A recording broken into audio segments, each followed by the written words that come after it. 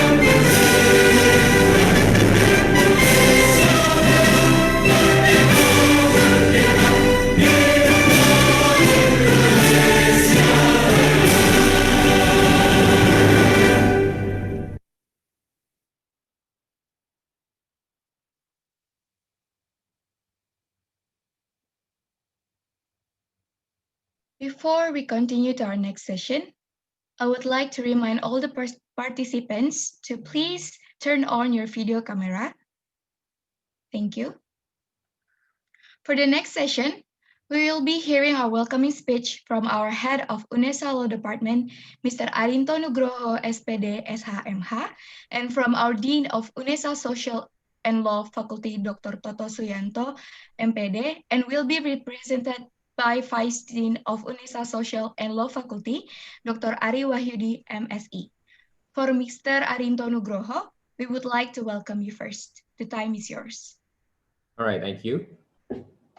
The Honorable Vice Dean of Academic Affairs, Faculty of Social Sciences and Law, Universitas Negeri Surabaya.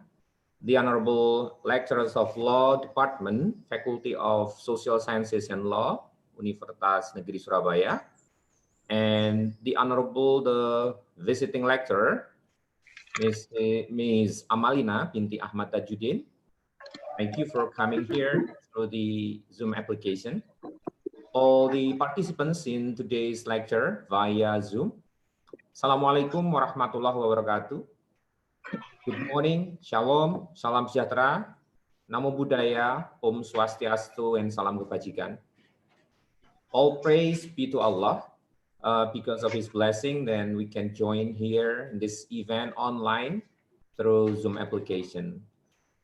Secondly, I would like to thank all the committee of this visiting lecture who have made this event possible. So today's topic is about international trade in COVID era for ASEAN community. Currently, the world is facing the same problem, namely the COVID-19 pandemic. In Indonesia, restrictions of activities started in March, and this has had a tremendous impact. Many sectors have been affected by this pandemic. For example, the aviation industry. I just quoted the statement from AirAsia owners, Mr. Tony Fernandez. He said that in June 2020, there are only 5% of his aircraft in operation. That means they got a lot lost during this pandemic. In fact, he has to pay the workers' wages and also probably the airport rental fees and so on and so on. Of course, there are many other examples like the tourism industry and etc., which also becomes a suffering from this pandemic situation.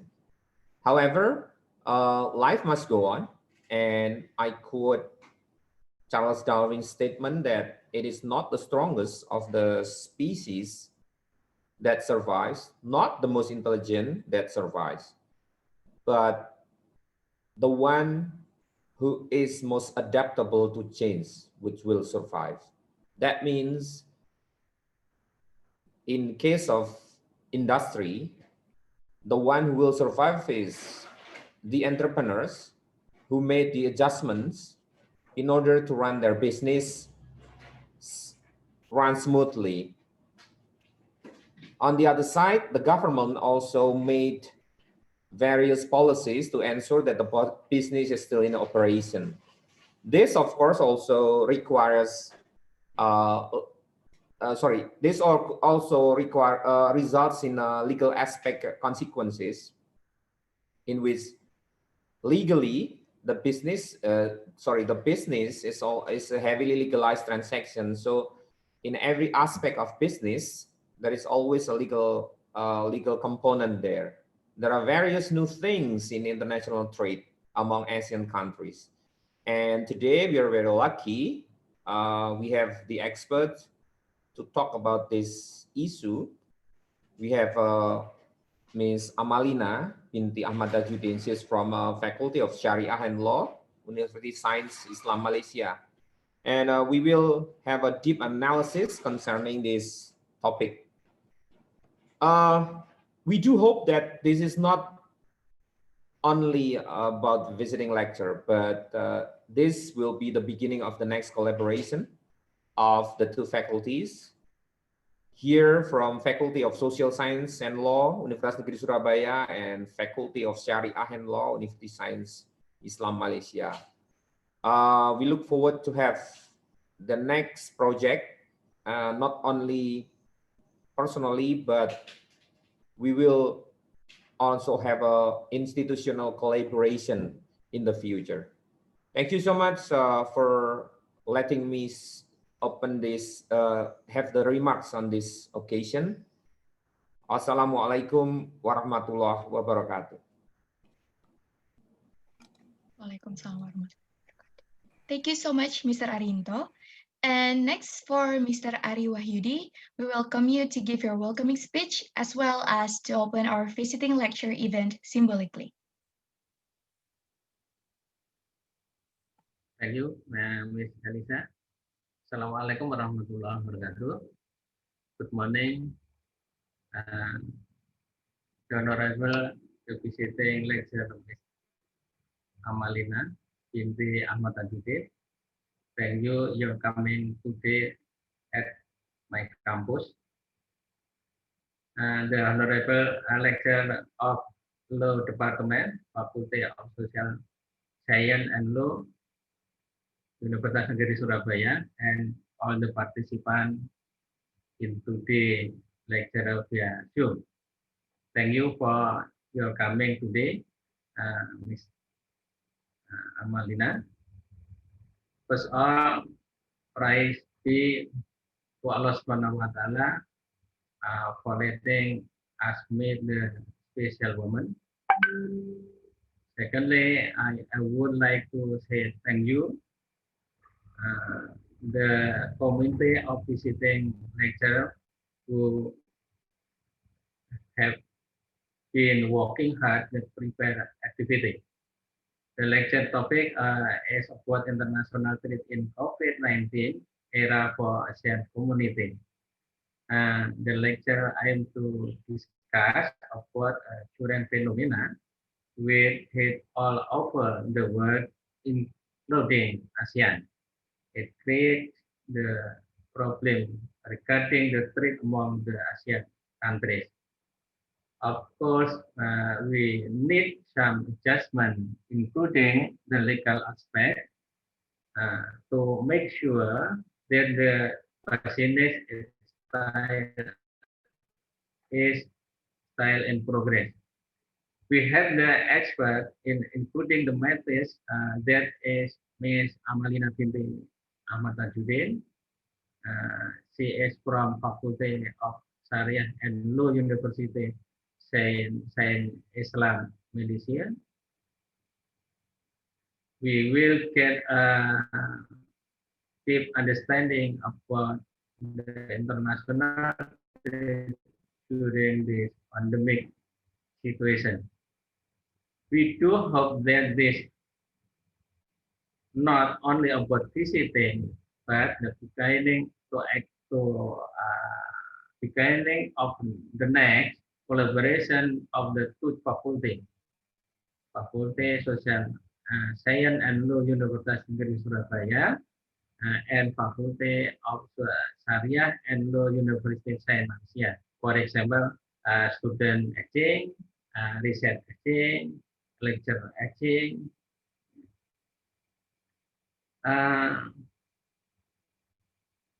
As ordered by committee, this visiting lecturer to be discussed about international trade in COVID-19 era is officially opening. I'm sorry, I must leave to the visiting lecture because too much work, I'm sorry, Ms. Arinto. I leave visiting lecture. Thank you for attention. Wassalamualaikum warahmatullahi wabarakatuh.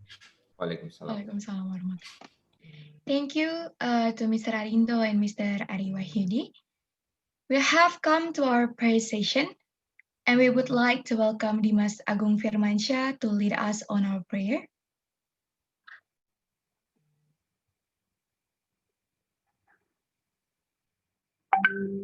This is your discussion. I'm sorry, I leave here. Thank you so much, Mr. Ari. Thank you, Mr. Ari.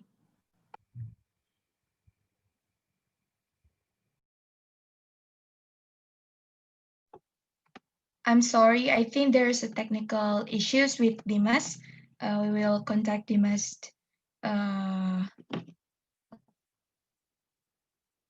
Please hold on for a second.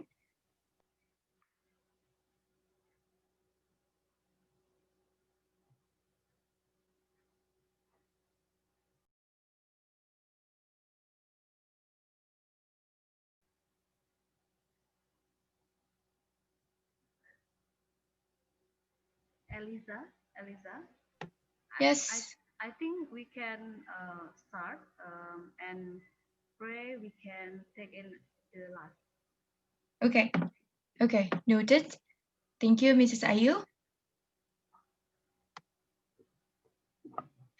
Okay, finally, we have come to our main agenda. I will read our moderator profile for today. Her name is Elisabeth Septin Puspoayu SIMH. She has been a lecturer in Universitas Negeri Surabaya since 2015 with a specialization on international law, focusing on law of the sea, law of war, and maritime law. She also got her bachelor degree from Universitas Brawijaya, graduated in 2007, and her master degree from Universitas Gadjah Mada, graduated in 2011. So, please welcome our moderator, Mrs. Ayu. Hello. Wait.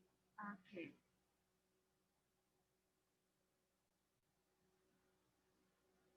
Good morning, Miss Amalina. Good morning. Assalamualaikum Ayu. warahmatullahi wabarakatuh. Waalaikumsalam warahmatullahi wabarakatuh. I'm with Hesron in the UNSUD conference, but we can meet because the COVID pandemic, and now we meet in here in Unesa. I hope you excited with us today.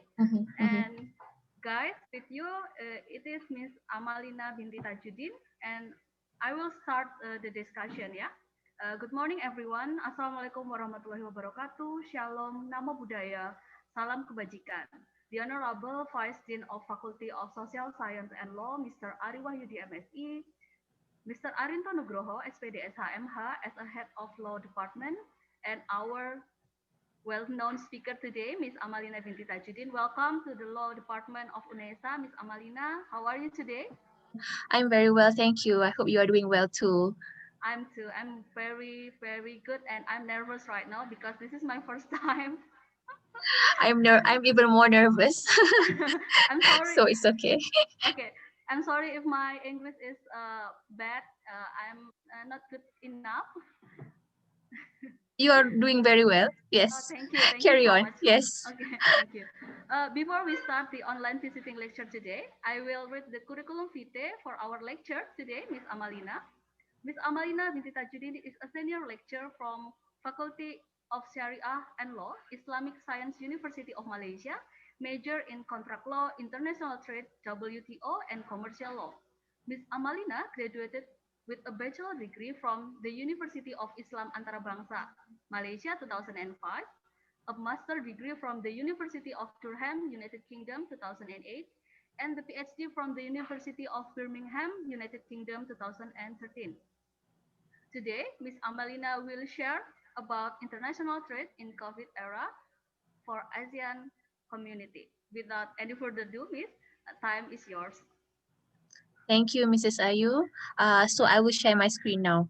Yes. Okay.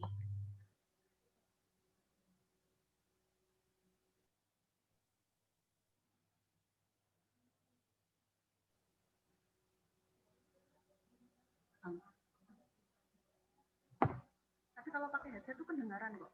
Hold on. You can share your screen, or Okay. if you cannot share, Uh-huh. We will help you if you can share your screen. Okay, I will try first. Okay.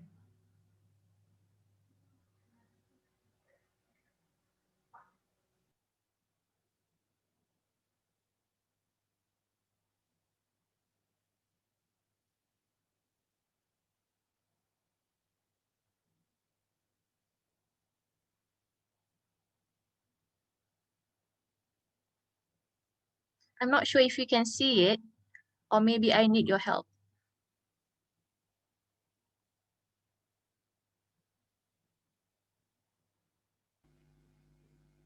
Mrs. Ayu, if you have my screen, yep, that would do. Yep, yep. Thank you so much. Okay, I hope everyone can hear me and see the slides. Okay, Bismillahirrahmanirrahim. Assalamualaikum warahmatullahi wabarakatuh. Thank you very much, Mrs. Ayu, for the kind introduction. Miss Eliza just now as our MC, Mr. Arinto Nugroho, our Head of Department for Faculty of Social Science and Law of Universitas Negeri Surabaya, Mr. Hezron, to whom that linked me to the faculties program. Thank you so much. My presentation today will be a sharing. Okay, so basically, it's not to say like it's an advanced level of research, but it's something I know and I believe ASEAN community can do something about it. When the more we share, things will get better for us, inshallah. I hope everyone is doing well in Surabaya, and thank you so much for spending your time today in my sort of a small knowledge that I have to be shared with everyone. I really like your Indonesian national anthem just now. I've never really heard in full. Sometimes I hear a Really? little bit here, yes, here and there. So I like the part where you say bangunlah apa jiwa dan Jiwanya, badannya. ya, Yes, ya, ya. that is very strong because you guys understand this, the importance of not only the physical health, but also spiritually and emotionally, we have to be strong, even without COVID. So especially when COVID-19 came, we need the strength even more. So today, my sharing, inshallah, hopefully it will benefit Indonesia, Malaysia, and ASEAN community in general. So I'm a senior lecturer of Faculty of Syariah and Law, and basically I do my research mainly on trade, contract, World Trade Organization. So you've got the introduction. So next slide. We'll just go to the next slide right away. Okay, so let me share you a story on the first picture that we have here. I found this on basically a humanitarian aid website. This girl, her name is Soy, and she lives in Laos. Okay, so Laos is not very far from us. It's more far than Indonesia compared to Malaysia and Indonesia. It's about 2 hours flight from Malaysia. I've been to Laos before. Soy was one day, she was playing with her friends outside of the house, and they saw a ball-like object. So they were playing with an object on the ground, and suddenly the object exploded. Her friend was killed in that incident. They did not know that what they found was an unexploded bomb that was dropped by Americans during the Vietnam War, and they still have a lot of unexploded bomb under the underground. Okay, so sometimes you can't really see with your eyes, but kids, they just play everywhere, and when they saw it, they thought it's a toy. She lost her friend on that day. She was saved, but they lost one life. And in Laos, it is normal. It's about probably 40% death due to unexploded bomb happen to children. So it also affects adults, but this condition still happen until today. So that's quite a tragic story to even begin with in when you talk about ASEAN. Next slide. Okay, on the other hand, you see the prosperous side of ASEAN. ASEAN is well known for its trading activities. And the unique thing about us is we have a lot of small and medium enterprises, and even micro smaller. It's not just small. Sometimes you have 1 to 5 workers working for your small business, and things really work. So it's normal for you to see, let's say, textile or clothing or fruit market where you don't buy through online. You just have to go there and buy outside of your house or by the roadside. It's a common view available everywhere. Indonesia, Malaysia, everywhere, you name it, we all have the same thing. But sometimes the question arises, what happened to these people? Are the business people alive? Are they surviving? Do people still buy their products during COVID-19? And if they don't, or they don't get to sell their products, where or how would they make their living? That is another question that we have here. The next slide. And in the same era of story two, okay, it's still we're talking about the same condition of COVID-19. We used to go to restaurants and meet our family and friends over there and just have fun. We walk around the city with no feeling of insecurity or feeling scared. We are always healthy and safe. But nowadays, if you look at the right hand picture, you order food by Grab. I think it's probably a famous or maybe well known maybe method in Indonesia too. Is that Yes. true, Mrs. Ayu? Is it common? Yes. Yes. It is Yes. common. Okay. Order food by Gojek. Right. Uh, Okay. So it is at at the click of your fingertips, you can actually order food, and it's not really like a strange thing because you know when you go out of the house, whether you are in red zone or orange zone or some parts of Indonesia have black zones, it's very dangerous to go out and just to do thing as normal. The new normal is actually by way of Grab application, which not all business have access to this kind of application online. Okay, next slide. Okay, but then we also know that trade is not new. Okay, since long ago the trade routes or trade activities have been very active. You can see in the Islamic golden age of Abbasid dynasty, you know, when the Prophet Muhammad and his sahaba, his companion, passed away, the dynasty continued, and one of them was Abbasid dynasty.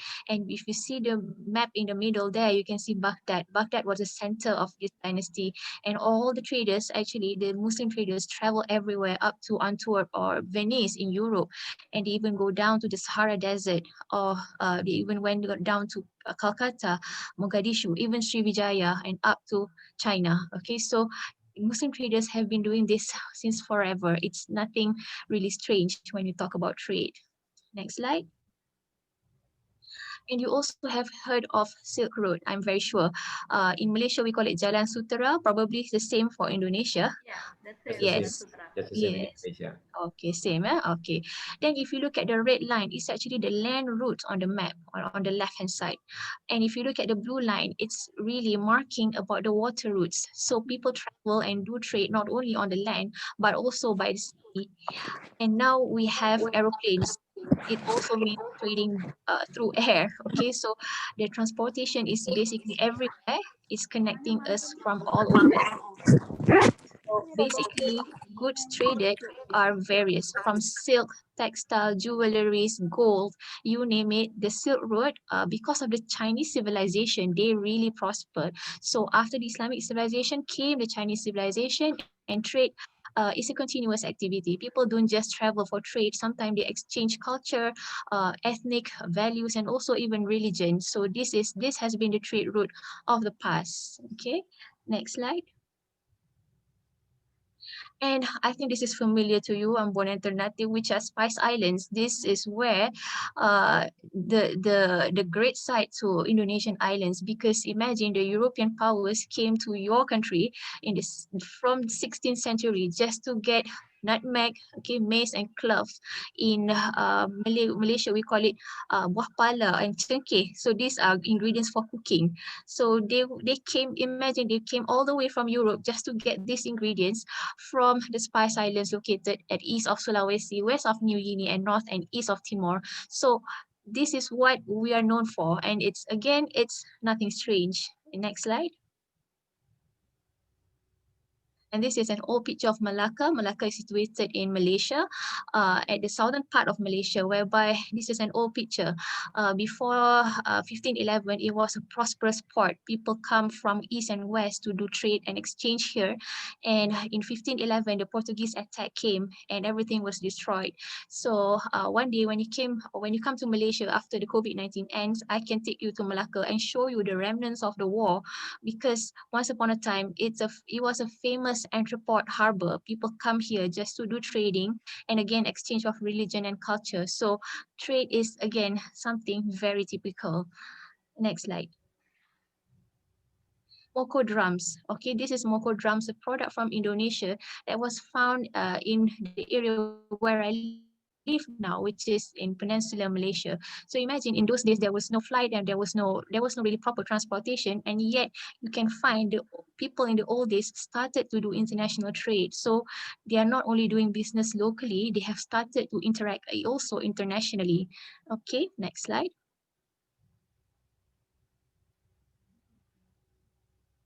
Okay, so the question is, however, how do you buy and sell? How do I know what I want to sell? Or is it something that you want to buy? Or how is it that you know what you want to buy? Or would you sell something that people want to buy? So all these questions, sometimes it comes in our heads because as individual, we know what to get sometimes and what to, of course, sell. But when you talk about country or government, sometimes it's not an easy question to answer how much you should export more or import more, especially when COVID-19 impacted our country and it actually is on a global level, global scale. So it's a very important thing for us to make sure that trade has a smooth flow to it, even though the pandemic has been attacking us. Okay, so we are really in a not a comfortable condition right now. And imagine if the products are sold at a very expensive price and you do not get access to products conveniently, especially medicine, food, okay, the essential, we're talking about essential products. It will not be an easy life for everyone. So there must be certain trade rules to regulate the balance of buying and selling between nations. Next slide. Okay, so everything began with history. If you look at prior to World War II, there had been export and import was okay in 1930s. There was a lot of activities on buying and selling, but at the same time, it was difficult to create balance. Some countries just want to sell everything, and some countries had to buy everything. So there is no buy and sell, give and take. Okay, but what came worse was the World War II because after the World War II, many parts of the world were destroyed. So at this time around, the history showed us that some of the, of course, the superpower or allied nations gathered, and this was before the United Nations came. They started to introduce ways to help countries to recover, because you know that when war happens, a lot of destruction need to be revived, and construction must be started immediately. So the agenda, if you look at the last line there, it showed that Marshall Plan, this was when the United States planned to help to the ruined European countries by giving some aid or some assistance so that the countries prosper again. Okay, next slide. So the Marshall Plan was the first, probably one of the biggest plans around the world that show to us that when a developed country tried to help the difficult countries, things work, because at some point you need to be humanitarian by giving some kind of assistance, especially economically. George Marshall was the man who pioneered in this plan of recovery. What he did was, at the time, he was a state secretary. He was saying to the Mr. Truman, the president at the time in the United States, they were saying, why not we help the Europeans? Because even though we had war with them in the World War II, this cannot last forever. Somebody has to do something, to act on something, and when the world prosper again, we all will get the benefit. So it's not like a win-lose situation. It will always be a win-win situation. Next slide. Okay, so as part of the Marshall Plan, the European nations received aid from the United States. I believe at this time around, the funding by the Marshall Plan was around 129 billion US dollars equivalent. If you're talking about 2020 currency, that was how big it was. The United States offered the help to also the Soviet Union countries. I think the Soviet Unions were not very receptive about it. They were thinking it might have a political motivation behind it. But imagine the other 17 European countries, Sweden, Norway, Denmark, France, okay, and few others, they actually received the aid with open arms. And after a few years, they recovered and everything came back to normal. So this was the changing, or I would say the game changer in the history, whereby countries from destruction, it becomes constructed again. Okay, so World War II ended everything and a new era began after that. Okay, next slide. Okay, so because of the international trade has been very proactive after the World War ended, so a lot of rules came into existence. So it's time to create new rules, because we know that countries might face probably struggle. They don't know how much buying or selling, or if the products that they sell are expensive or cheap or too expensive. All these issues came about, and the rules to enter into another market becomes very important. If you look at the third line there, World Trade Organization, a forum for negotiation on trade. So there's even like a court. If let's say one country has a dispute with another country, they are not happy with the rules, they have a like a sort of like court system. Okay, it's a dispute settlement body which you will go there and discuss about it.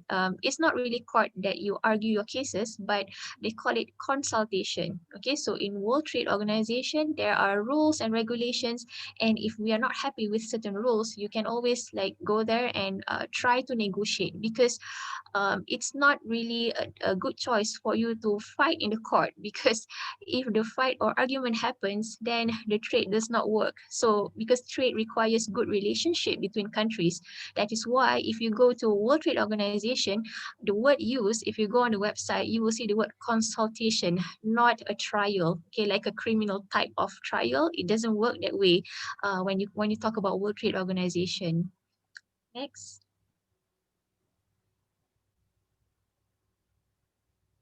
Okay, so one of the probably famous issues that you must have heard about US, United States and China trade war.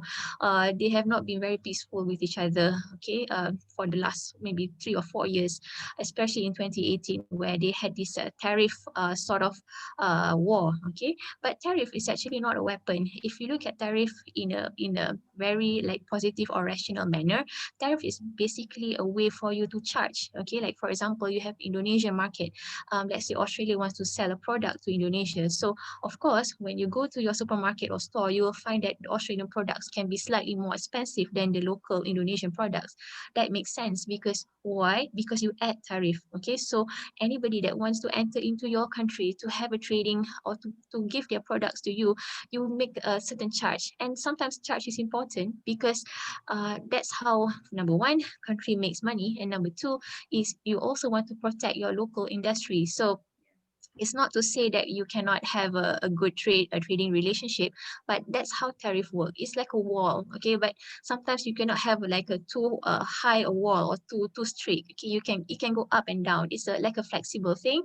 But if you sell towel, for example, country B to country A, okay, at $10, when it reached to country A, it will be slightly more expensive, and the reason is because of this tariff that you added. So in a way, it's good for country A because country A will always have better choices in their local markets. At the same time, they also welcome trade from other countries, which is also not a bad thing at all. All right, next slide.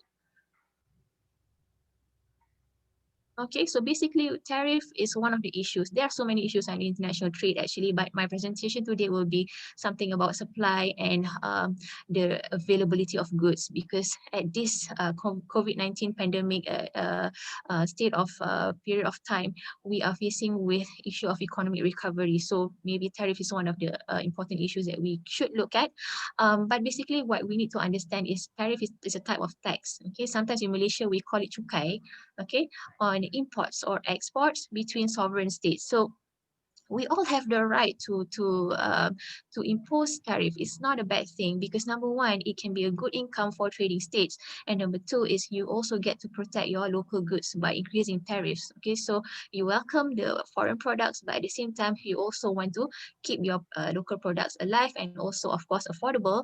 But then again, some products you do need from international market because it can be a normal thing that you cannot produce everything. Okay, so that is why you need trade from other countries to enter into the local market.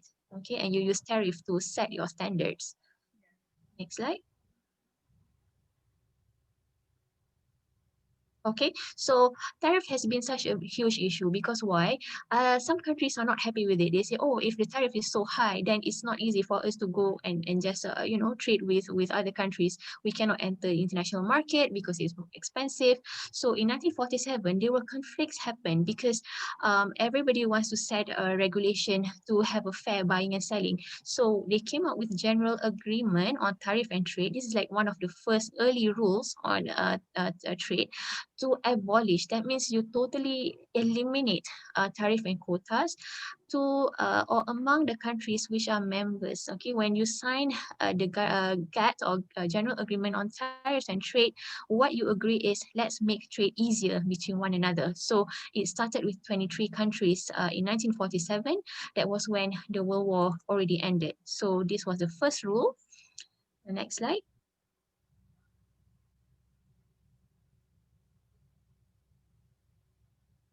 Okay, so the idea of tariff and trade general agreement is you want to substantially reduce. So if you look at the preamble there, substantial reduction, that means the law is saying that why not we reduce the barriers, because everyone was struggling and trying to revive, okay, after the World War, and on a reciprocal and mutually advantageous basis. So I help you and you help me, and together we can create a better international trade environment. So because of that, GATT helped establish a strong and prosperous multilateral trading system that became more and more liberal. Okay, so you need to have a round of negotiation. It is not easy because the reality is many countries will have different preferences, they have different standards. So it takes time for us to achieve some sort of agreement by many rounds of negotiations. So actually, it's not easy to have one similar law because obviously every country will have different law and different regulations. So to agree on GATT itself is not an easy task. It was never an easy task.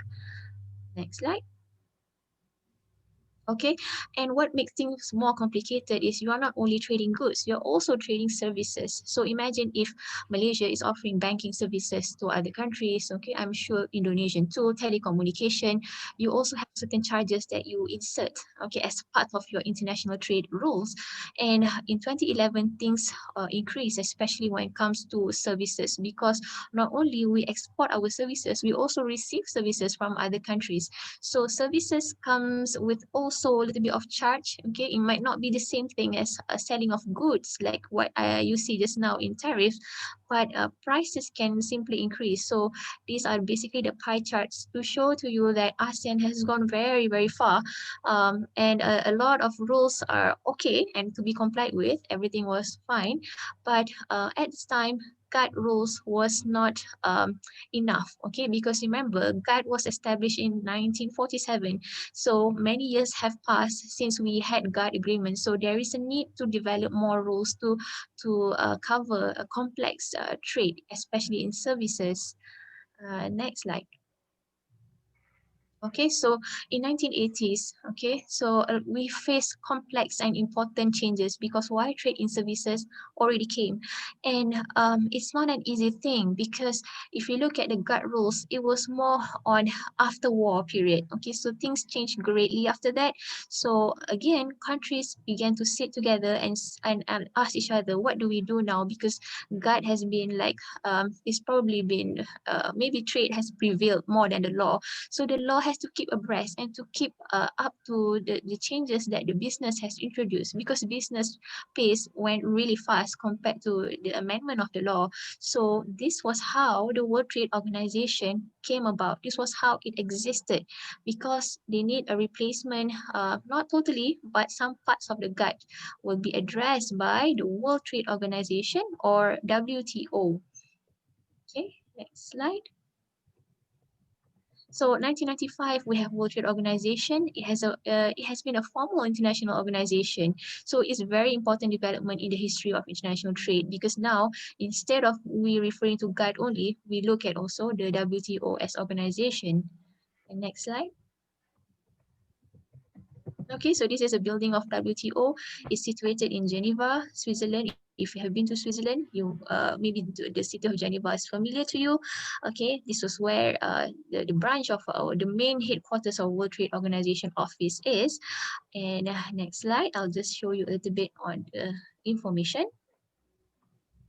Okay, next. Yes, okay. So 1995 on 1st January, WTO became the successor to GATT. So we are now going 1980s rules and above. And 1995, we have official WTO.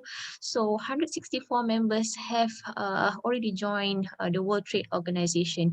So 164 countries already signed up and say, yes, we agree with WTO rules because we want to stay united and continue our international trade. So it's quite a large headquarters because we have more than 650 plus staff working as a secretariat to handle trade issues from all over the world. Next slide. Okay, however, of course, there are some countries that are not members. Okay, so we have, for example, Iran, Algeria, Sudan, Belarus, and a few others here.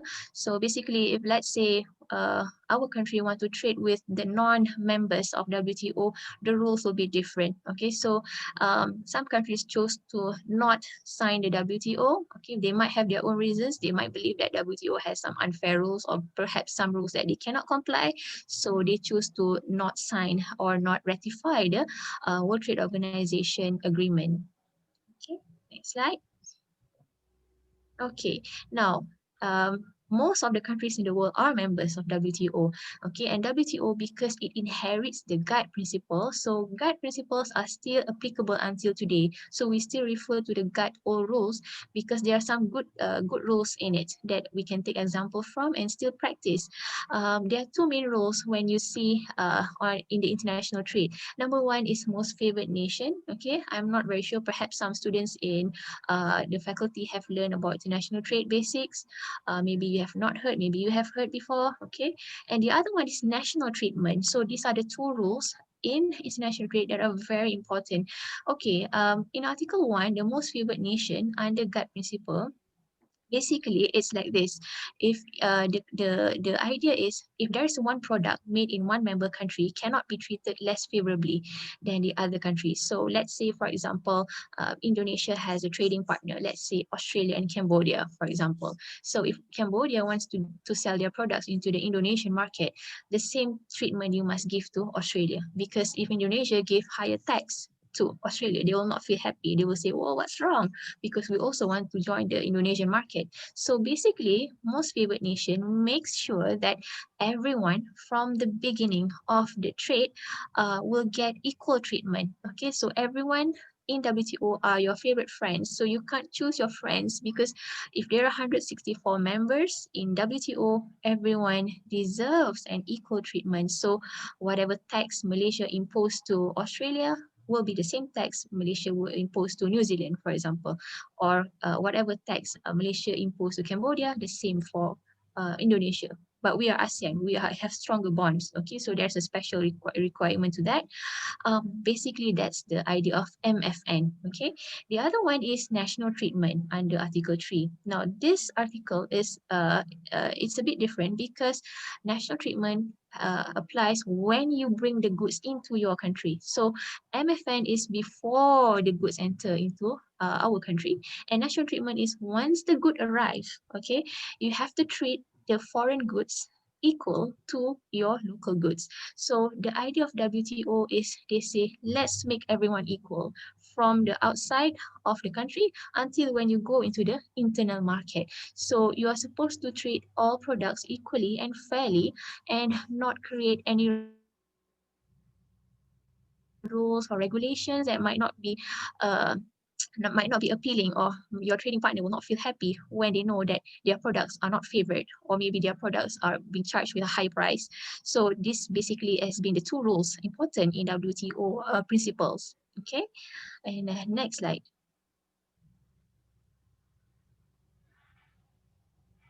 Okay, so it's a great thing to have rules because when you follow the rules, you comply with the rules, it's a nice thing to have. However, we have to understand that developing countries are prohibited from creating local laws to cover or to control the local products. So basically, most developed countries will say, okay, we just follow WTO. That's not a bad thing. But at the same time, imagine in WTO, if there are 164 countries, every country is different. There are least developed countries, there are developing countries, some countries are advanced and developed. So it's like you have parents, you have big sisters, and you have small brothers or small sisters. So everybody has like different status and different requirements. So one of the hardest or toughest thing is it's not easy for you to apply one rule similar for everyone, because everyone will say, well, it's not the same in my country. What do I do if MFN does not suit our requirement for the market? Okay. Or another thing is, what if the national treatment, we have to treat all the products equally, but what about our local market? It will face competition. So imagine if Australia, uh, like they export their products to Laos, okay, and Laos has small market and they are still trying to survive and of course establish their country economically, and now they have to treat all the products from China, from Australia with equal treatment with their local products. That's not going to be easy, okay, because for least developed countries, they have yet to establish a strong base or strong background to their business or local business. So actually, not all countries are happy with the rules. Because of that, WTO has not been very effective. Okay, next slide. Okay, WTO face collapses. Nowadays, okay, we know that Donald Trump has of course deviated from the rule even. Okay, since 2018, if you talk about China and the United States, they will say, oh no, it's fine. We want to impose tariff. It's up to us. Why do we have to follow the WTO? That's the reality, unfortunately. Okay, so imagine when the WTO go to the China side, the United States will say, oh, that I'm not happy. We're not happy with that, because how come China can impose tariff so high to us? What about us? We also want to impose high tax to China. This is our everyday news. We read it every day, okay, and sometimes we don't want to read anymore because the war doesn't end, okay.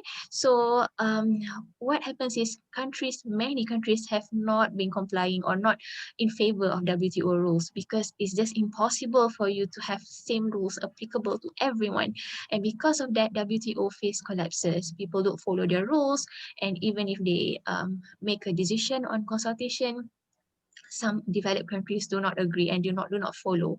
I remember reading America's Donald Trump was once said that even if there's a dispute settlement, he will block some judges or the right experts to go there and do the adjudication for China. So this is also political. Okay, everyone is not just trade, because we know that there's a lot of surrounding factors to it, not just buying and selling.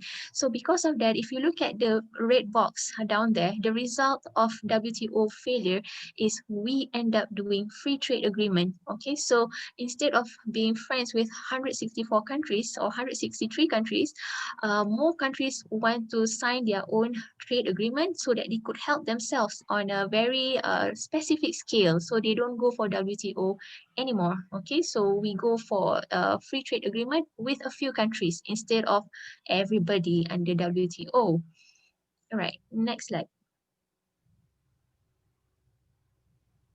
Okay, so basically what happens is, I think the writing is a bit out here. Sorry for that. Okay, I'm not sure why it appeared that way. But basically, under international trade, we have 4 levels. Number 1 is, first, you must have a strong national rules. You must have national policy that are strong, because you know what you need, what the country needs, what the country can offer, and what the country cannot offer, or what the country has to buy from others. So first, you need to have strong policies. This is the job of ministers and of course the government, for them to set policies. Number 2 is, when you have a strong policy, you can go for bilateral contracts. Bilateral means having a contract with another state. So it's biparties means 2 parties. That means, let's say, Indonesia and China, okay, Indonesia and Korea, Malaysia and, for example, South Korea. Okay, so it's between you and another friend or another trading partner. The multilateral at the end there does not work, as I've shown to you earlier, that the compliance is not doing very well under WTO. So at the end of the day, most countries choose the pink box in the middle, which is the plurilateral. That means you have an agreement with a few countries instead of two countries or too many countries. So you take the middle road here. You're taking a few friends instead of one or instead of too many. Next slide. Okay, so here's the benefit. When you have a few trading partners, it's pretty great because number one, as a country, the country can explain, okay, these are the exclusive special treatments that they can give to others. So you can agree on tariffs on equal basis. You know what products you can sell more, what your trading partners can sell more or less. Okay, and number two is you can share your preferences. Maybe Indonesia has a different need for certain products. For example, for Malaysia, we have issues of face masks. Okay, during COVID-19, I think most countries are facing the same thing, and also testing kits because in February and March when COVID-19 happened, things got worse. Okay, so imagine all this benefit, and benefit number three, mutually beneficial. So all this benefit exists even before COVID-19. So imagine when COVID-19 came, you need to get the benefits even more because we have a special situation that has been ongoing. Okay, so these are the advantages when you have a free trade agreement. Okay, next slide.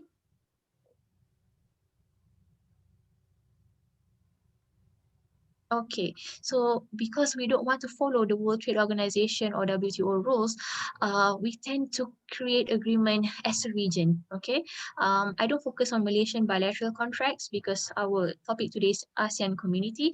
So I'm showing you the examples of ASEAN agreement with other countries that have been happening. Okay, even before COVID, and among others are ASEAN China, ASEAN Korea, okay, ASEAN Japan, ASEAN Australia, New Zealand, ASEAN India, and ASEAN ourselves. We have special treatment with one another only because we are as a region.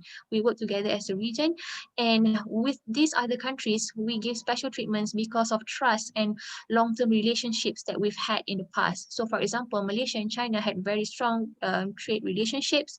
We trust each other. There might be some political issues, or also sometimes it can be really political, but putting that aside, we do have agreement that already exists, okay, and it's not RCEP or Regional Comprehensive Economic Partnership yet. This happened since 2003, 2006, and up to 2010. Okay, so these are the types of agreement or collaboration that we have done in order to make sure products and services are traded in a fair manner.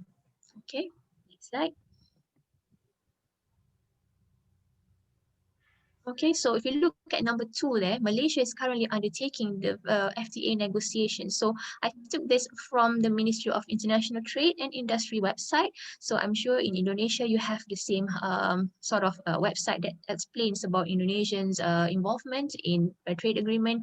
So here we have number two, that is Regional Comprehensive Economic Partnership, which is has been ongoing. So we have undertaken some agreements in order to make sure the country move forward. Okay, so one of the things that I would like to explain today will be on RCEP. Okay, so RCEP, Indonesia is also the member, okay, with all the other 9 ASEAN countries, with some other countries. Okay, so these are the types of effort that we put, which are still ongoing, right? Next slide. Okay, so if you look at the circle, the smaller circle that is ASEAN, together we are one. When you talk about ASEAN community, there are 10, okay, members. I think Timor-Leste have not joined yet. They probably have proposed. Is that true? You might have heard something, okay?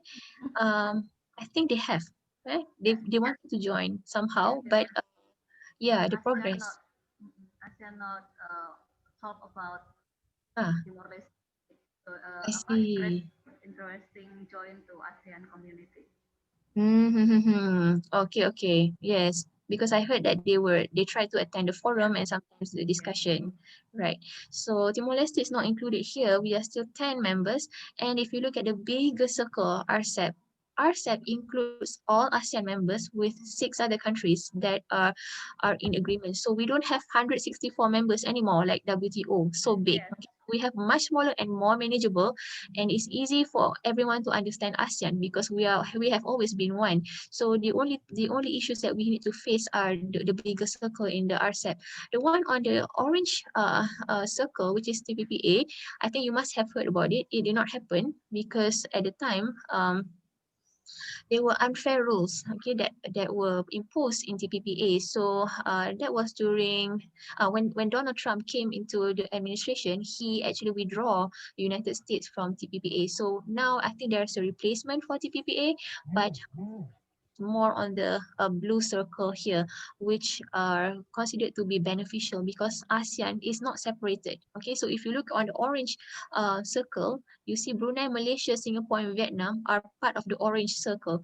But if you look at the blue circle, all ASEAN are together. So it seems like ASEAN is united when they are in the same circle for the big circle and also the small circle.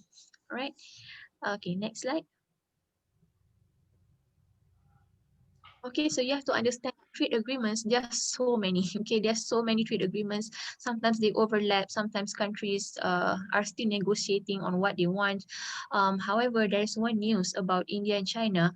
Recently, India has made an analysis. Okay, so India was saying that, well, China has been unfair because even though you want the trade agreement to be fair and the tariff to be imposed reasonably, according to India, China's export, okay, to India is getting higher. Okay, India has been receiving, okay, products from China, but India cannot really sell to China. Okay, they have been selling, but China has been in international trade. We call it dumping. Okay, dumping a lot of products into India.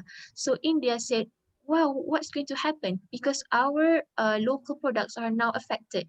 So according to India, this has not been a fair trade. Even though you have a small circle number of members, it really depends on the commitment of your trading partners to make sure that everything is going okay, right? So this is the one of the reasons why India is not really happy with what China has been doing. I think in 2018 and 2019. So this thing happened about last year. Okay, at about 1 or 2 years ago. Okay, next slide. Okay, so my focus today is on RCEP because why? We are now facing COVID-19 and RCEP is to be ratified and concluded this month. I was informed that probably this month or next month, by end of this year, we will have RCEP implemented in all ASEAN countries with 5 other developed nations. Okay, and the reason is if you look at the third point there, India is out. Okay, so India did not want to join RCEP. So RCEP originally had 16 members, now become 15 because India was withdrawing, okay, because of the analysis that they make regarding Chinese products. So what happened is the negotiation has been long. So like I said, it's not easy to agree on terms and conditions. So RCEP even began from 2012 and now it's 2020. So 8 years have passed and hopefully it was finalized by this year. So one of the things that RCEP is attractive to ASEAN is because they consider the needs and the differences between the members, okay, in the agreement. All right, next slide. Okay, this is one thing that RCEP has, which can be very useful, especially during COVID-19 or maybe even after that. One of the things that other trade agreements might not really have is cooperation on the guiding principles. So last week when I presented in a conference with Mr. Hezron, I also mentioned about how different treatment must be given to different status of countries. Okay, so in the RCEP agreement, one thing we have to understand, free trade agreement is negotiated in a very secret manner. We don't know what our governments are actually negotiating. I mean, truthfully, because we really don't know. What happens is You only know once it's implemented. Okay, so sometimes the question is, what is it that they discuss? Do we really know? And the answer is no, we don't, because it is the negotiation is in a very secretive manner. It's typical, it's normal for most trade agreements. So one of the things that they show, okay, so guiding principles, if you Google, you can find it. It's open access. Guiding principles is a soft law that actually helps us to understand, okay, trading partners, okay, between one another. So guiding principles say, taking into consideration of different levels of development of the participating countries, RCEP would include appropriate forms of flexibility, including provision for special and differential treatment. So there's a special treatment, okay, and additional flexibility to the least developed ASEAN member states. This attracted ASEAN because for once they know that, okay, it's great. Finally, we have trading partners that understand us because we are not the same. Okay, so even in ASEAN, we have three categories: developed, developing, least developed. Even in the 10 members, all right. So Cambodia, Laos, and Myanmar are least developed.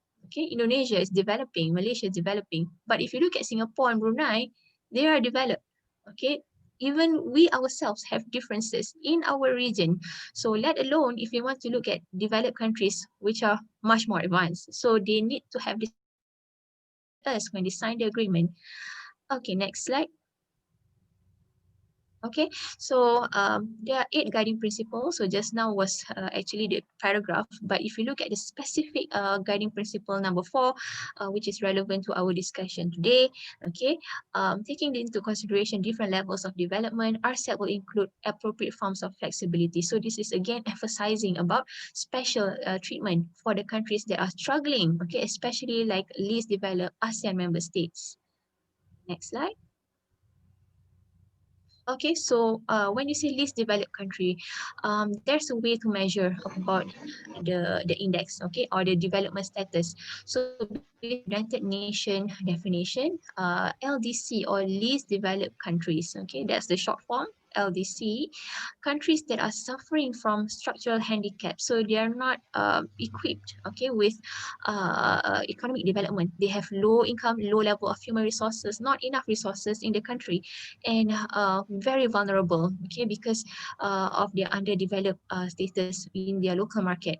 So ASEAN LDCs used to be 4, Cambodia, Laos, Myanmar, and Vietnam. Now we have 3 because Vietnam has been progressing very well. Okay, so instead of 4, we have 3. We have Cambodia, Laos, and Myanmar. Vietnam has prospered very much. They have started very good economic policy, and I think trade war also benefited them because sometimes the Chinese and Americans divert to Vietnam to market their way to Vietnam. Vietnam was taking advantage at the time. So we are now left with 3 LDCs, okay? And 3 LDCs must be helped in order for us to stand strong as a region. Next slide. Okay, so basically what the special and differential treatment do just now is, if you notice, they use the word special and also flexible.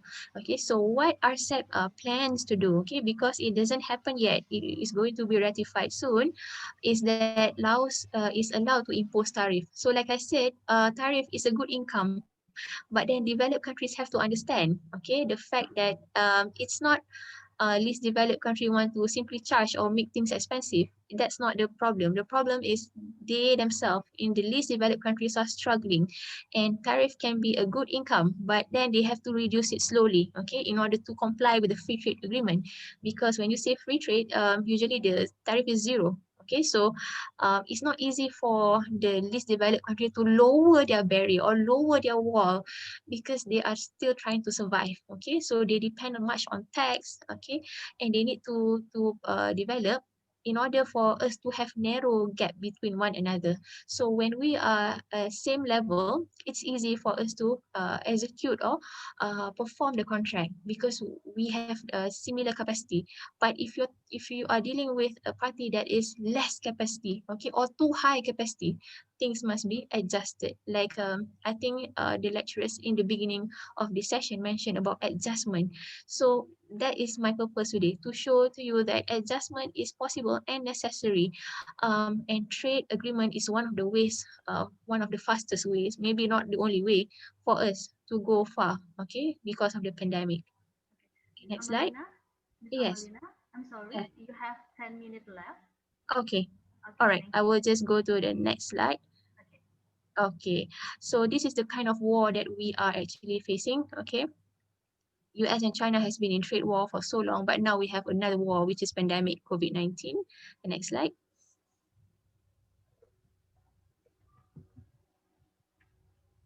Okay, the pandemic war is the war that we have now, right? So as I mentioned, basically the least developed countries are right there in the middle, and all this in the map show that even in 2020, the world's most impoverished country recorded more than 380,000 infections, so and 7,500 deaths. This was in July. Okay, so now it's November. Of course, the number has been increasing. All right, next slide. Okay, so these are the issues that we face. Okay, when you talk about no access or import or supply of equipment, the issues faced by the LDC has been a dilemma because they don't have a strong healthcare system, and because of that, they need the supply from other countries to help them to survive. Next slide. Okay, so some of the issues is sometimes you don't have export, you don't have enough export. Okay, at the same time, poverty is increasing. That is pretty bad for basically LDC, because from poor they become poorer. Okay, so like in Malaysia, we have issue of SMEs or also falling, but we are still surviving. So imagine about the LDC's country trying to survive but nowhere to go. Okay, next slide. Okay, so the solutions are these. I would say that improved flow of trade is important because you have to make adjustment in terms of your tariffs. Okay, so when you remove restriction, it's good. Okay, for developed countries to export more to other countries, especially the LDC, in terms of medical, in terms of also on in terms of food, because the LDCs cannot produce these things on their own. Okay, so they depend a lot on the import from other countries. And for poverty, the way to solve it is to create jobs. Okay, so if you prioritize your small and medium enterprises, what happens is that one job will create other 3 or 4 jobs. So that is why it's important for us to create industry that is reliable, because that way everyone will have a job or occupation for them to survive. And the last one is, of course, to make sure that we have online training courses. Like what we are doing now is basically a lecture, but imagine even in the trade aspect, you have to train people from the LDCs to make sure that they have enough basically knowledge for them to start doing online business. Because now, instead of you selling fruits at the roadside, you can also sell fruits online. That is one of the easiest way for us to improve our SMEs, okay, and avoid high tariffs from outside, of course, by focusing on our local markets. Okay, next slide.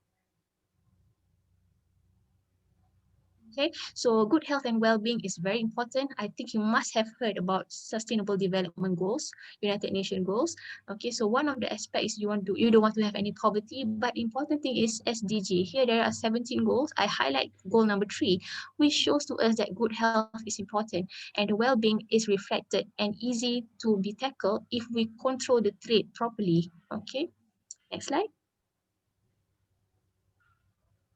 Okay, so ASEAN Integration Work Plan has been focusing on this aspect. It's not to say ASEAN has never worked for it. Yes, we have been working for it. Okay, it's just that we did this before the COVID-19 occurred. So 2016 to 2020 has been a period of a lot of integration or work plan. Okay, on trade facilitation, food and agriculture and education. But of course, now the emphasis is more because of the pandemic that we face. Okay, next slide.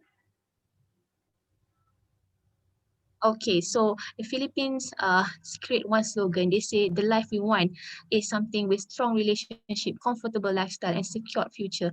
So when you have good family, you are free from hunger and poverty, and you have enough resources. If you look at the last line there, Panatag, enough resources for day-to-day needs and in times of emergency, peace and security, long and healthy life. Okay, healthy, that is one word.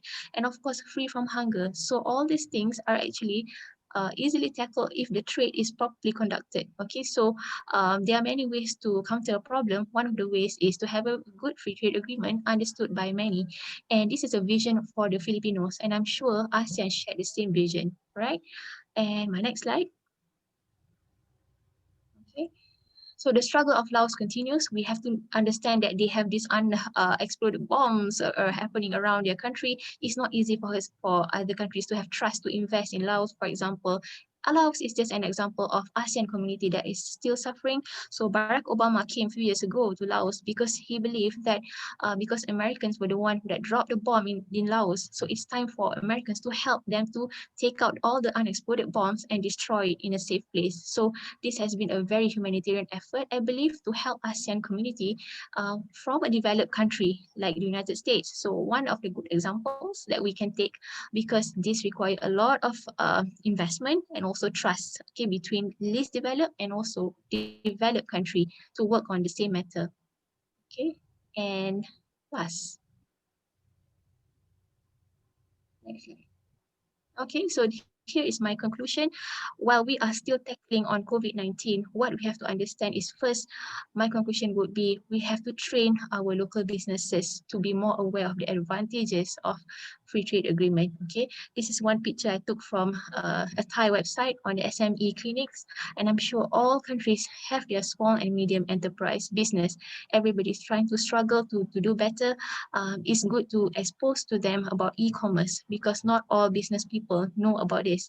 And second is about, I think this is a network rail from Myanmar. They cross-cut three countries, Myanmar, the picture in the middle, Myanmar, Thailand, and even up to Vietnam, I believe, Laos and Vietnam. So if you have a good transportation system, it will be great because this picture in the middle showed to us that the effort has been there even before COVID-19. So inshallah, when the closed borders are already open, this facility is necessary because it's easy for us to transfer goods and do trade business, but when you have good transportation.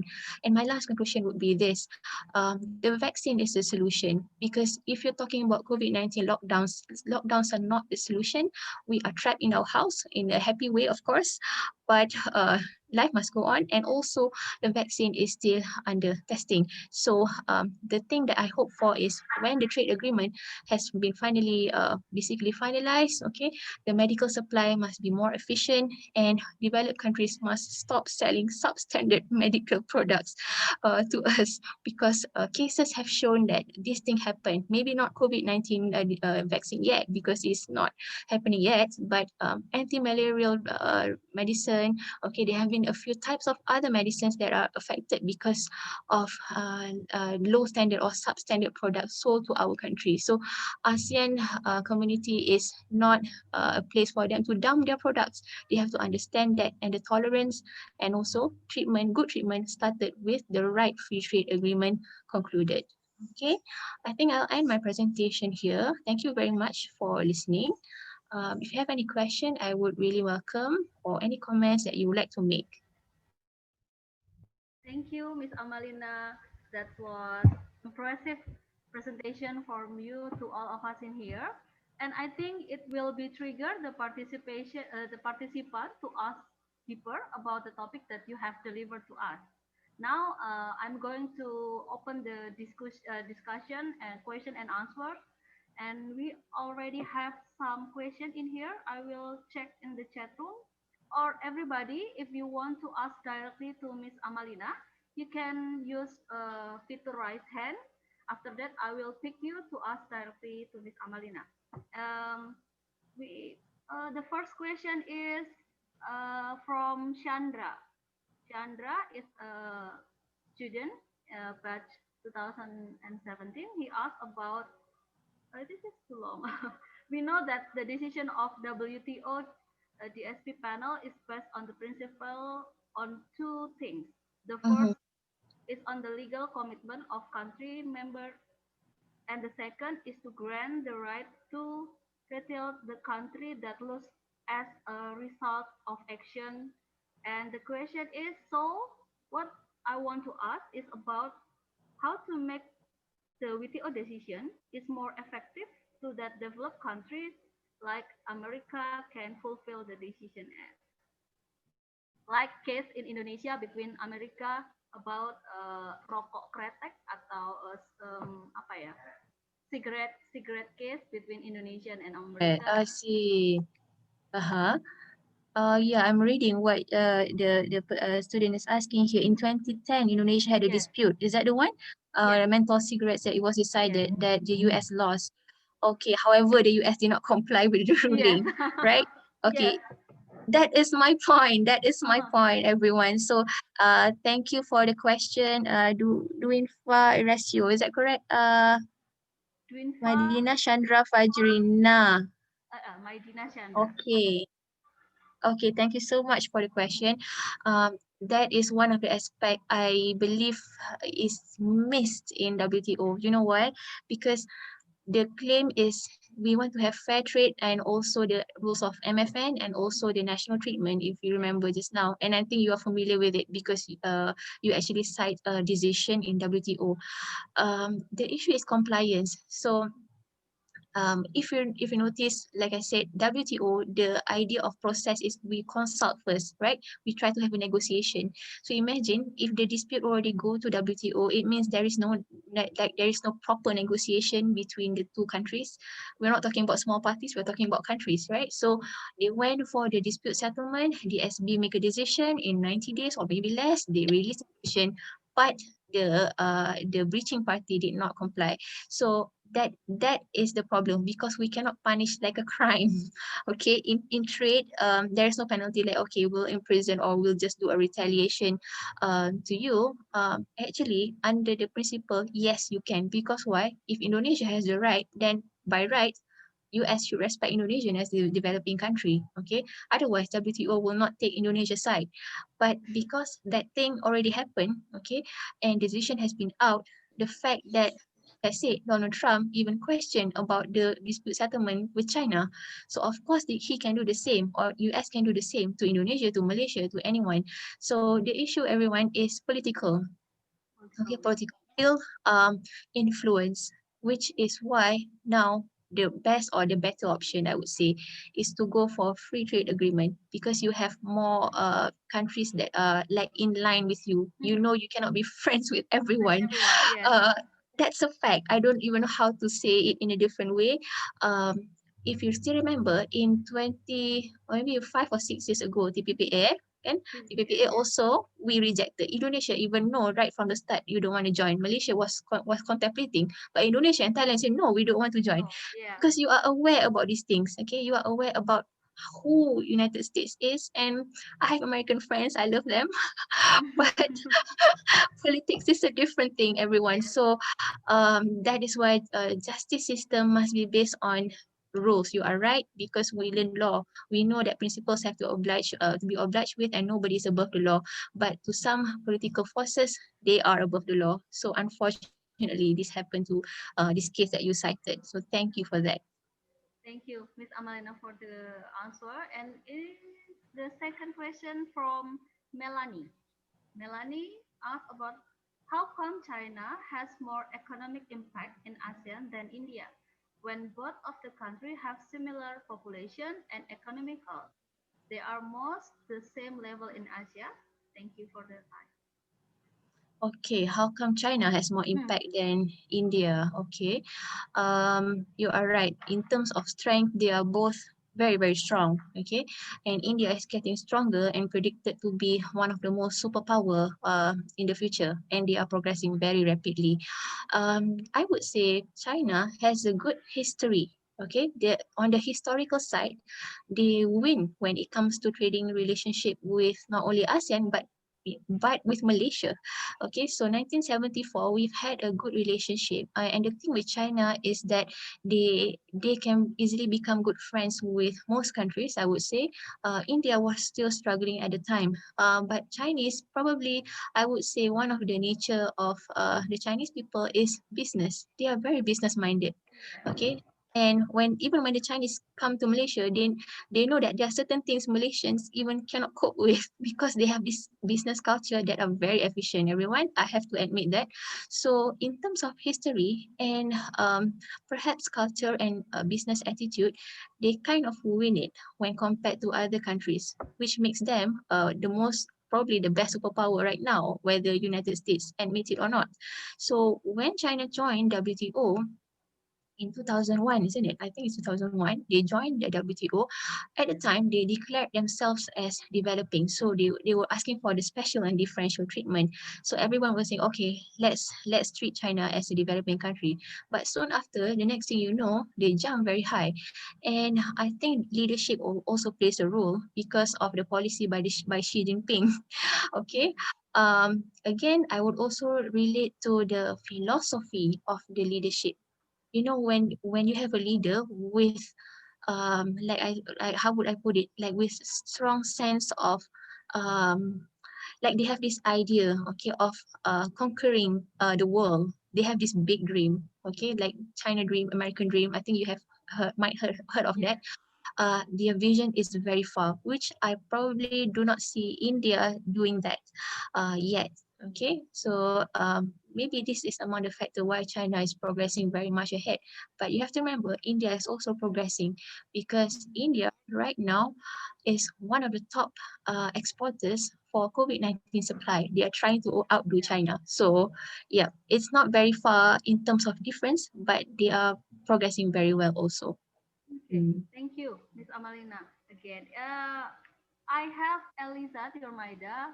Would you ask directly to Miss Amalina, Eliza? Hi, Eliza. Hi, Miss Amalina. I'm sorry. Okay. Yeah. As Miss Amalina said before, Timor-Leste have tried to join the organization, right? I just wondering, like, is there any particular reason why they're still not a part of the organization? Mm-hmm. Yeah, I've only come across a couple of articles about Timor-Leste trying to join because I think in 2018 or 2019 they did join ASEAN forum. When you join a Okay. forum, you want to become a member. There are Yeah. certain rules under the I think ASEAN Charter that they want to fulfill, which I think Timor-Leste has been doing. But I've not heard ASEAN are receptive of Timor-Leste. I have also heard maybe some countries in ASEAN are not quite happy with that decision or the move made by Timor-Leste. Malaysia is not one of them. I'm not sure why there has been a rejection because Malaysia try to be friends with everyone.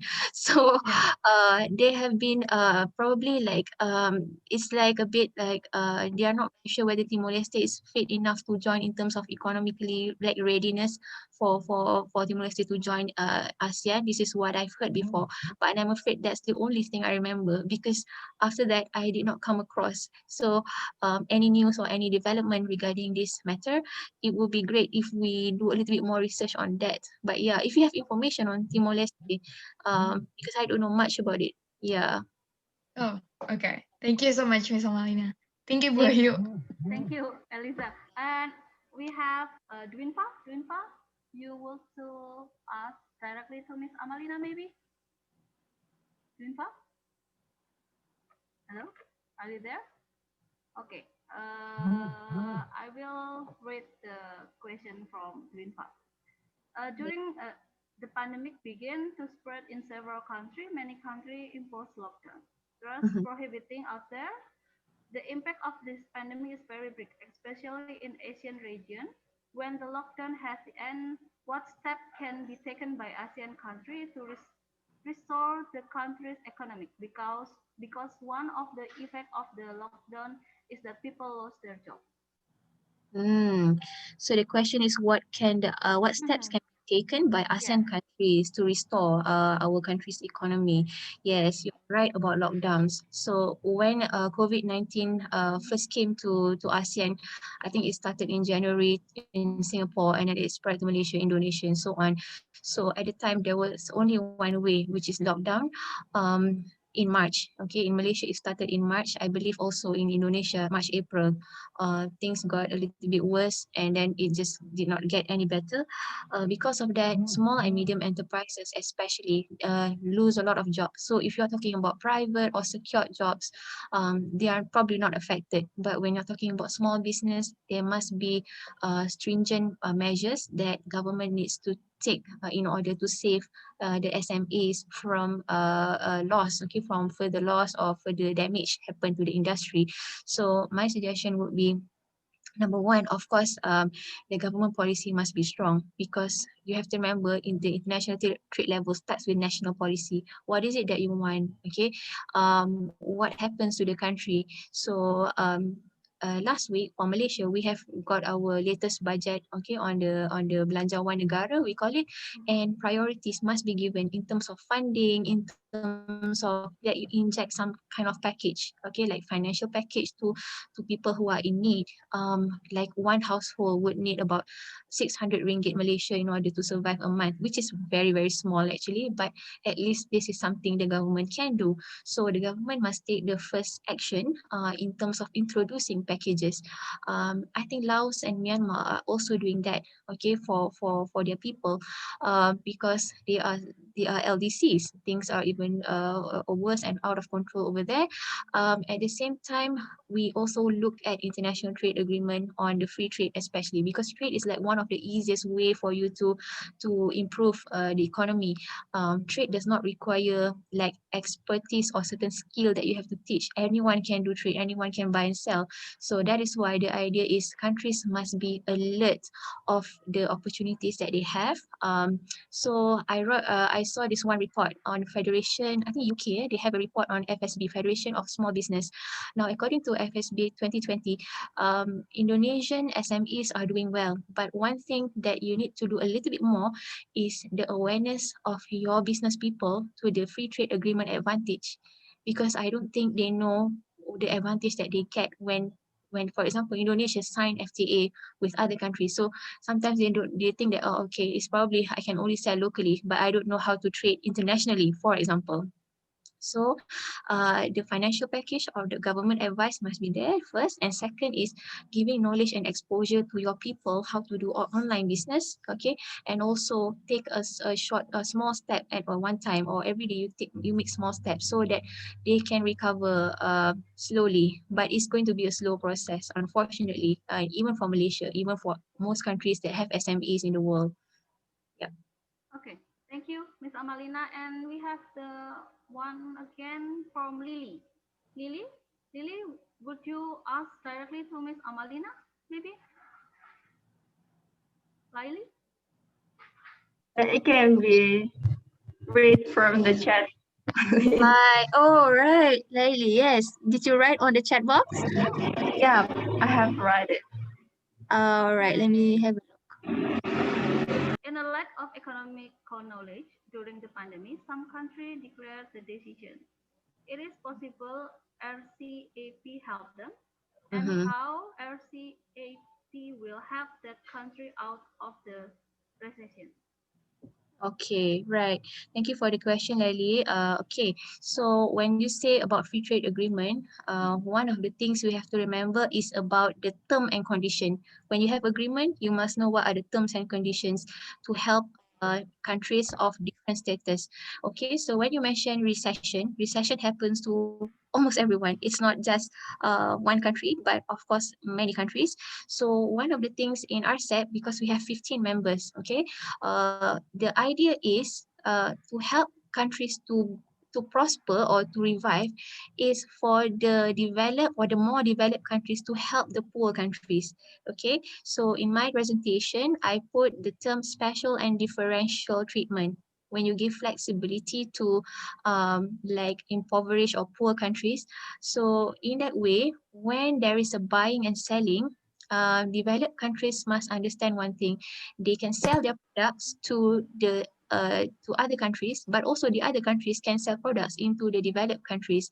But one thing the developed countries can do to help is that they give easy access, okay, for us to sell our market products to their market, because we are not equal. Okay, if their status is developed and we have developing and least developed countries, the access for market for the LDCs must be easier, because the LDCs need to survive even more, because they are struggling or suffering even more from the inside of the country.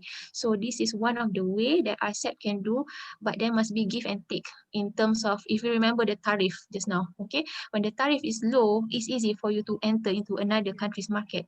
But imagine if it's high, how are you supposed to pay that extra $2 for every towel?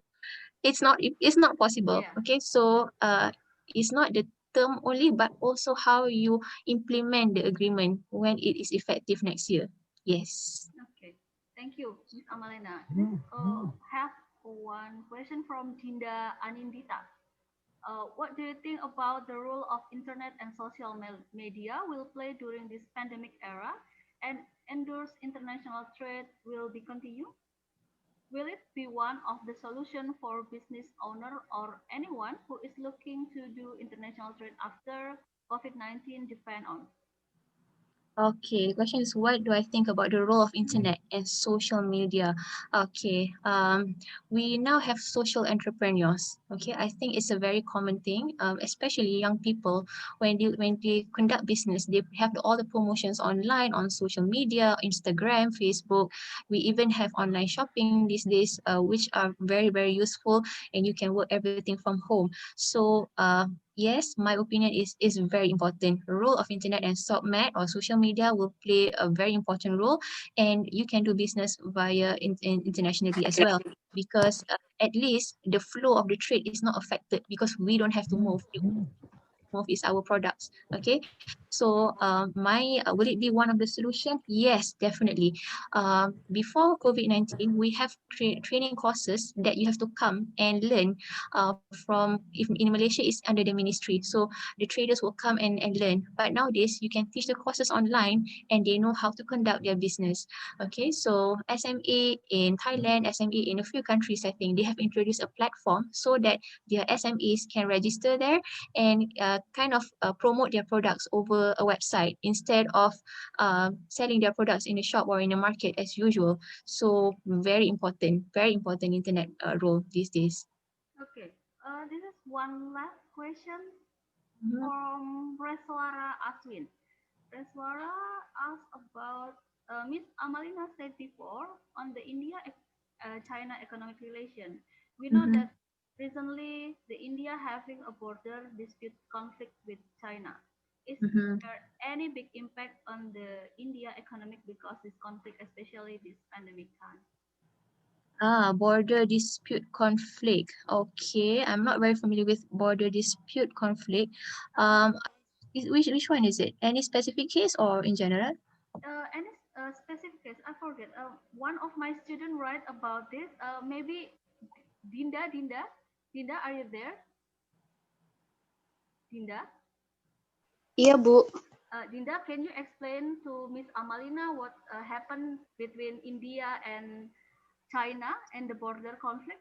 A conflict in the border between India and China? Yeah, actually it is a border conflict in the line of actual control because Mhm. um,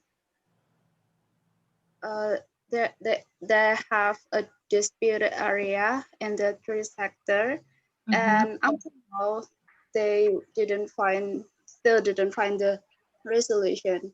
Where Even where is the area exactly? Where is the area? it is in western sector, A sector. Mhm. I think in the center sector, but in the center sector, uh, it it it it is not tidak terlalu disengketakan. It's not, ya, tidak terlalu bermasalah. It's not It is really not that matter. problem. Yeah, Okay, this has happened in the 2019 or 2000 or right now? the conflict Yeah. escalation in 2019 until this 2020. This is a cross-border issues about Okay. India and sorry China, because the area is not have any international um, international not dispute settlement about this area conflict between India and China. That's Mm-hmm. not very popular issue, but this is happening right now in the three Okay. sections that my student explained. I see. Okay, okay. Thank you very much for the question, Raswara. Okay, border conflict. Okay, when you talk about border conflict, it's also another way of conquering the world because nowadays they also go for land. Trade is one of the ways. If you have heard of Belt and Road Initiative, from China. You might have heard of OBOR, One Belt One Road, or Belt and Road Initiative (BRI).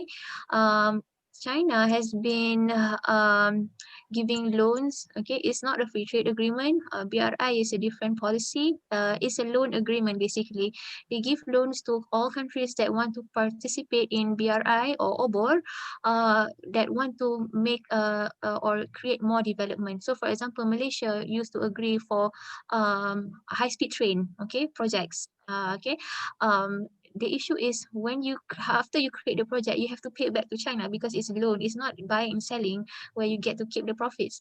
um it already happened, I think, in Sri Lanka because there was one project, I think Hambantota Port, whereby now it became a station for, according to the news. I'm really not sure about it in great detail. Some writers or some authors say that's not true, but some authors say there is some truth in it, that China wants to gain dominance in terms of land or border. They create sort of like army ports or army harbor somewhere over there to station their soldiers over there. And we also, I'm sure you have heard about the 9-9 dispute law of Yes, the sea.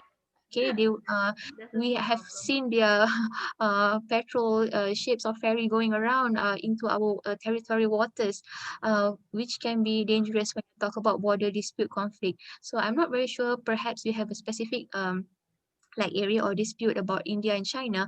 But your question is there any big impact on India economy? Probably yes. But probably that's why India refused to join the RCEP, because they can foresee already that China is taking advantage of in terms of trade. Okay. Maybe in terms of border conflict, I'm not very sure if it has impact.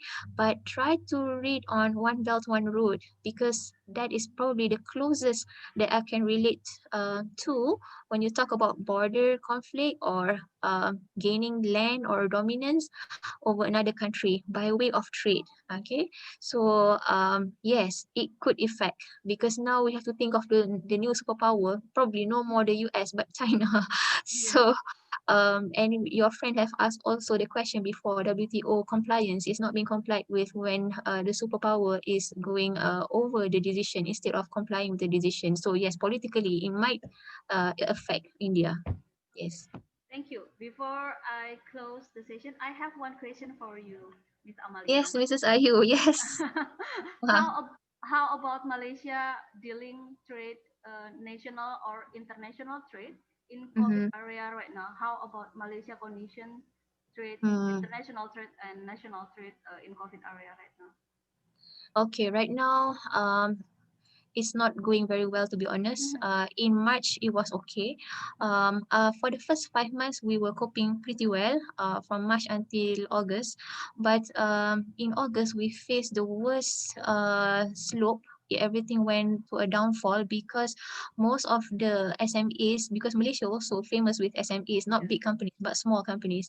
So we were greatly affected in August. So yesterday when our parliament released a statement that 30,000 shops have to be closed, that's not a positive change at all. And after the rise again in COVID, we are struggling again. So actually we were doing well in July to September, but now when October came, things got worse again. So now again the government is injecting some personal package to those who have basically have certain low income family, okay, or those with we call it like a